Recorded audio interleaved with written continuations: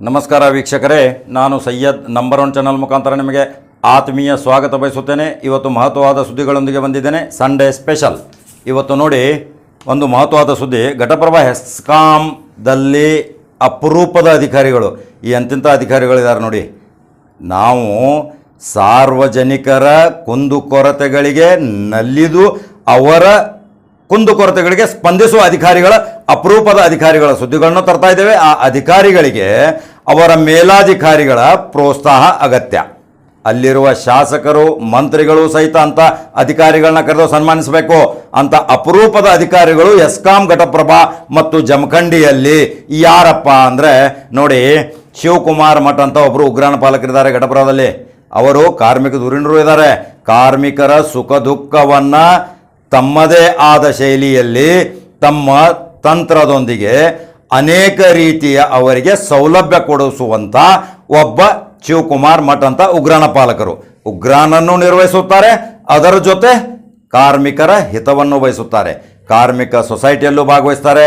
ಅವರಿಗೆ ಸಾಲ ಸೌಲಭ್ಯ, ಅವರ ಮನೆಯ ವೈದ್ಯಕೀಯ ವೆಚ್ಚಕ್ಕಾಗಿ, ಅವರ ಸುಖ ದುಃಖಗಳಲ್ಲಿ ಪಾಲಿಯಾಗಿ ಇಂಥ ಅಪರೂಪದ ಅಧಿಕಾರಿಗಳು ಹೆಸ್ಕಾಂದಲ್ಲಿದ್ದಾರಂದರೆ ನಾವು ನಿಜಕ್ಕೂ ಮೆಚ್ಚುಗೆ ವ್ಯಕ್ತಪಡಿಸಬೇಕು. ನಾವು ನಂಬರ್ 1 ಚಾನಲ್ ಮುಖಾಂತರ ಜಮಖಂಡಿ ವಿಭಾಗದಲ್ಲಿ ಅಭಿಯಾನ ಪ್ರಾರಂಭ ಮಾಡಿದಾಗ ಅಲ್ಲಿ ನೋಡಿ, ಘಟಪ್ರಭಾ ಹೆಸ್ಕಾಂದಲ್ಲಿ ಸಾವಿರಾರು ಟಿಸಿಗಳನ್ನ ರಾತ್ರಿ ಹಗಲು ಅದನ್ನು ರಿಪೇರಿ ಮಾಡಿ ನಿದ್ದೆ ಇಲ್ಲದೆ ಆ ಪ್ರವಾಹದಲ್ಲಿ ಸಂತ್ರಸ್ತರಾದಂಥ ಪಾಪ ಪ್ರವಾಹ ಪೀಡಿತ ಜನರಿಗೆ ಬೆಳಕನ್ನು ಹರಿಸಿದಂಥ ಅಪರೂಪದ ಅಧಿಕಾರಿಗಳು ಶಿವಕುಮಾರ್ ಮಠ್, ಕಿರಣ್ ಸನ್ನಕ್ಕಿ, ಕಾರ್ಯನಿರ್ವಾಹಕ ಅಭಿಯಂತರರು, ಆಮೇಲೆ ನಮ್ಮ ವರಾಳೆಯವರು, ಗೋಕಾಕ ಉಪವಿಭಾಗದ ಅವರ ಸೆಕ್ಷನ್ ಅಧಿಕಾರಿಗಳು, ಅವರ ಸಿಬ್ಬಂದಿ ವರ್ಗ, ಆಮೇಲೆ ಘಟಪ್ರಭಾ ಸಿಬ್ಬಂದಿ ವರ್ಗ, ಇವರು ಎಲ್ಲರೂ ಪ್ರವಾಹ ಕಾರ್ಯಕ್ರಮದಲ್ಲಿ ಬಹಳಷ್ಟು ತಲ್ಲೀನರಾಗಿ ಎಲ್ಲರಿಗೂ, ಯಾಕಂದರೆ ನೋಡಿ, ಪ್ರವಾಹದಲ್ಲಿ ಮೊದಲು ವಿದ್ಯುತ್ ಬೆಳಕಿನ ಬಹಳ ಅತ್ಯಮೂಲ್ಯವಾಗುತ್ತದೆ. ಪ್ರವಾಹದಲ್ಲಿ ಬಂದು ಸಂತ್ರಸ್ತರಿಗೆ ಆಹಾರದಾನ ಕೊಡ್ಬೋದು. ಆಹಾರದಾನ ಅವನು ಅಡಿಗೆ ಮಾಡುವಗೋಸ್ಕರ ಅವರ ಸರಂಜಾಮಗಳನ್ನ ವಿತರಣೆ ಮಾಡುವಾಗ ಸಹಿತ ಬೆಳಕಿನ ಅವಶ್ಯವಿರುತ್ತದೆ. ಆ ಬೆಳಕನ್ನು ಕೊಟ್ಟಂತ ಯಾರು?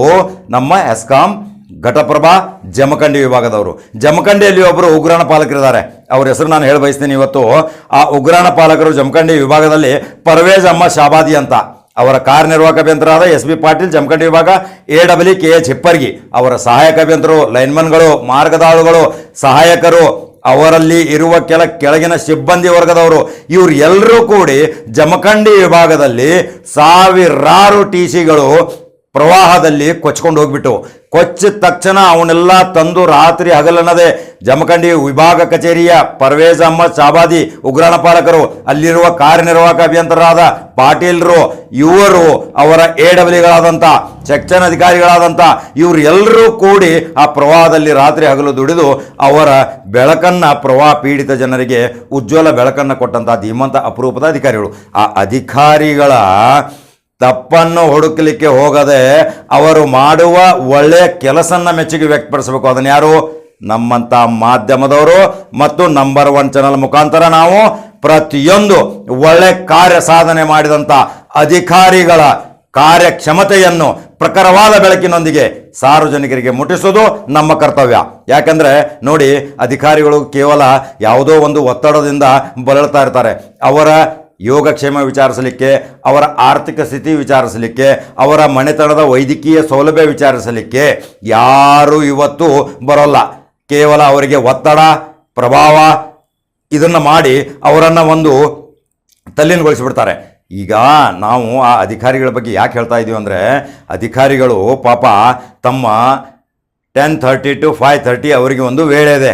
ಅದನ್ನು ಯಾವುದೇ ಲೆಕ್ಕಿಸದೆ ರಾತ್ರಿ ಹಗಲು ಘಟಪ್ರಭಾ ಹೆಸ್ಕಾಂ ವಿಭಾಗೀಯ ಕಚೇರಿಯ ಸಿಬ್ಬಂದಿ, ಗೋಕಾಕು ಮತ್ತು ಮುಡ್ಲಿಗಿ ಎಲ್ಲರೂ, ಜಮಖಂಡಿ ವಿಭಾಗ ಕಚೇರಿಯ ಎಕ್ಸಿಕ್ಯೂಟಿವ್ ಇಂಜಿನಿಯರ್, ಸ್ಟೋರ್ ಕೀಪರ್, ಅಲ್ಲಿಯ ಲೈನ್ಮನ್ಗಳು, ಮಾರ್ಗದಾಳುಗಳು, ಅಲ್ಲಿರುವ ಸಹಾಯಕರು, ಅಲ್ಲಿರುವ ಲೆಕ್ಕಾಧೀಶರು, ಘಟಪ್ರಭಾ ಲೆಕ್ಕಾಧೀಶರು, ಆಡಿಟ್ ಆಫೀಸರ್ಗಳು, ಇವರು ಎಲ್ಲರೂ ಕೂಡಿ ಎಷ್ಟೊಂದು ಒಳ್ಳೆಯ ಕಾರ್ಯ ಪ್ರಖರವಾದ ಬೆಳಕಿನೊಂದಿಗೆ ನಮ್ಮ ಈ ಪ್ರವಾಹ ಪೀಡಿತ ಜನರಿಗೆ ಅವರ ನೋವು ನುಲಿಗಳಿಗೆ ಸ್ಪಂದಿಸಿದ್ದು ನಾವು ಸ್ವಾಗತ ಮಾಡಲೇಬೇಕು. ಅದು ನಮ್ಮ ಕರ್ತವ್ಯ. ಈಗ ನೋಡಿ, ಈಗ ಮತ್ತೆ ಸಿಂಧಿಕುರುಪೇಟೆ ಗ್ರಾಮದಲ್ಲಿ ಒಬ್ಬರು ನಿನ್ನೆ ಕರ್ನಾಟಕ ರಕ್ಷಣಾ ವೇದಿಕೆ ಗಜಸೇನೆಯ ವತಿಯಿಂದ ಲಖನ್ ಜಾರಕಿಹೊಳಿ ಅವರು ಕಾಂಗ್ರೆಸ್ನ ನಿಯೋಜಿತ ಅಭ್ಯರ್ಥಿಯಾದಂಥ ಗೋಕಾಕ್ ಮತಕ್ಷೇತ್ರದ ದೊಡ್ಡ ಪ್ರಮಾಣದ ಬೃಹತ್ ಪ್ರಮಾಣದ ಕಬಡ್ಡಿ ಪಂದ್ಯಾವಳಿಗಳನ್ನ ಉದ್ಘಾಟನೆ ಮಾಡಿದರು. ನೂರಾರು ಜನರು ಅಲ್ಲಿ ಭಾಗವಹಿಸಿದರು.